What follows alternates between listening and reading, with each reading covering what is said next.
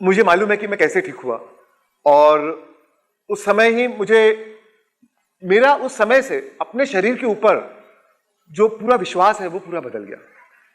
मुझे एक विश्वास हो गया कि नहीं, हमारे शरीर में ही शक्ति है अपने आप को ठीक करने की, हमारे विचारों में, हमारी भावनाओं में वो शक्ति है जो अपने आप को, अपने शरीर को ठीक कर सकती है। हमारा शरीर तो हमेशा अपने आप को, it's like a wellness producing machine, अपने आप को हमेशा अपने आप को सुधार करते रहता है। पर हम ही अपने सोच से, अपनी भावनाओं से, अपने गलत खान पान की आदतों से हम ही उसमें रोड ब्लॉक बन जाते हैं। We are wired for good health, we are wired, but we become the cause for our own illness. There is no outside force. तो दोस्तों, हमारे शरीर में 50 से 70 लाख सेल्स होते हैं, 50 से 70 लाख करोड़ कोशिकाएं होती है, 50 to 80 trillion cells in our body. अभी डू यू नो कि हर सेकेंड 2.5 करोड़ सेल्स, हमारे शरीर में हर सेकेंड 2.5 करोड़ सेल्स मरते हैं, और उसी सेकेंड 2.5 करोड़ सेल्स नए पैदा होते हैं। तो ये जो सेल्स, पुराने सेल्स की मरने की और नए सेल्स 2.5 करोड़ सेल्स पैदा होने की जो प्रक्रिया है उसमें, और वो इतना कंटिन्यूस होते रहता है कि 2 साल से के अंदर, within 2 years we have a completely new body. हमारे शरीर का एक एक पार्ट एक्चुअली नया बन जाता है और हम उसे रियलाइज नहीं करते क्योंकि चेंज इतना कंटिन्यूस हो रहा है। तो आपका शरीर 2 साल से भी कम समय में पूरी तरह से नया बन जाता है, और सिर्फ 365 दिनों में 98% of our body is a new body. सिर्फ 365 दिनों में, 1 साल के अंदर शरीर का हर सेल आखिरकार नष्ट होता है और उसकी जगह नया सेल जन्म लेता है। तो हर दिन शरीर को नया बनाने का सुअवसर है हमारे पास। हमारा जो डीएनए है हर 2 महीने में पूरा नया बन जाता है। हमारी स्किन, जो हमारी त्वचा है, 1 महीने में पूरी नई हो जाती है।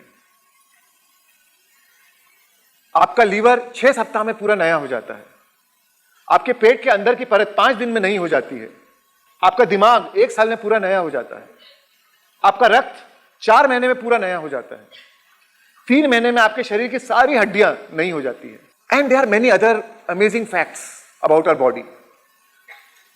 हमारा जो हमारे 50 से 80 लाख करोड़ सेल्स है हमारी बॉडी में, और हर एक सेल हर सेकेंड 1 लाख से 6 लाख करोड़ फंक्शन करता है। 1 लाख से 6 लाख करोड़ काम करता है। अब उसको आप 80 लाख करोड़ सेल से मल्टीप्लाई कर लीजिए।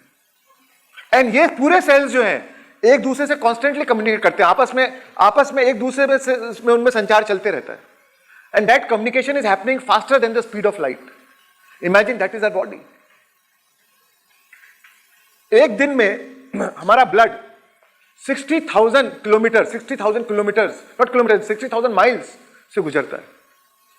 उतना ट्रेवल करता है अंदर, ऊपर नीचे करके, एंड हम उसे रियलाइज भी नहीं करते। ये सब अपने आप हो रहा है, ऑटोमेटिक हो रहा है। हम तो सोचते भी नहीं है कि शरीर कैसे काम कर रहा है, बट अपने आप में ये एक चमत्कार का मशीन है, तो मिरेकल मशीन। तो दोस्तों, चमत्कार हम खुद हैं, शरीर हमारा खुद और ये चमत्कार के साथ हम पैदा हुए हैं।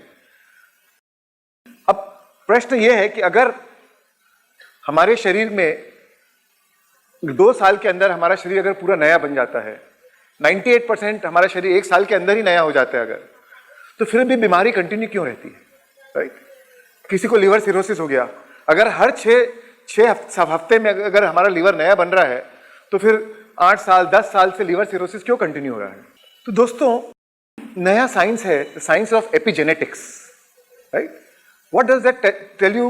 वो जो नया साइंस है एपिजेनेटिक्स, वो कहता है कि हम सब जेनेटिक्स के बारे में जानते हैं। हम बचपन से सुनते आए हैं डॉक्टर्स से कि अरे आपकी बीमारी हेरिडिटरी है, आपके परिवार में किसी को डायबिटीज है तो इसीलिए आपको भी डायबिटीज है, वो है या हो जाएगा। आपके परिवार में किसी को अगर ब्लड प्रेशर की बीमारी है तो इसलिए आपको भी ब्लड प्रेशर हो जाएगा।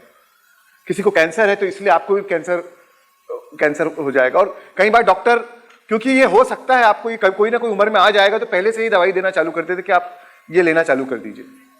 बट जो आज का जो नया विज्ञान है वो कहता है कि नहीं, ये सही नहीं है, ये अधूरा ज्ञान है, राइट? वो कहता है कि ठीक है, हमने अपने पेरेंट्स के डीएनए से हम पैदा तो हुए हैं, उनके जीन्स हैं हमारे में, बट वो सिर्फ एक ब्लूप्रिंट है। उसको अपना एक्सप्रेशन देना, वो सेल्स को अपने आप में एक्सप्रेस करना है नहीं करना, वो हमारे ऊपर डिपेंड करता है, राइट? वो डेफिनेट नहीं है कि अगर मेरे फादर को डायबिटीज था तो मुझे डायबिटीज होगा ही होगा। ये कोई गारंटी नहीं है। हाँ, वो ब्लूप्रिंट लेके मैं पैदा हुआ तो प्रोबेबिलिटी, वो जीन्स है मेरे में, तो मेरी में प्रोबेबिलिटी है। पर अगर मेरे फादर के भावनात्मक वही भावनाओं, अगर उनके जो विचार, उनकी जो भावनाएं, उनकी जो आदतें हैं, उनका जो खान पान, अगर उसी को मैं कंटिन्यू करूंगा तो वो जीन्स एक्सप्रेस होंगे और फिर मुझे भी डायबिटीज होगा। पर अगर मैं वो पैटर्न्स को ब्रेक कर देता हूं, अगर वो चीज रिपीट नहीं करता हूं और अपने लाइफस्टाइल में सुधार लाता हूं, तो फिर वो जीन्स एक्सप्रेस नहीं होंगे और मुझे डायबिटीज नहीं होएगा। तो ये जो साइंस है, this is called epigenetics. AP means above, right? मतलब जीन्स के ऊपर भी कुछ और है जो ये तय करता है कि जीन्स अपने आप में कैसे एक्सप्रेस करेंगे, अपने आप को कैसे एक्सप्रेस होंगे। And that is the science called epigenetics. Now ये साइंस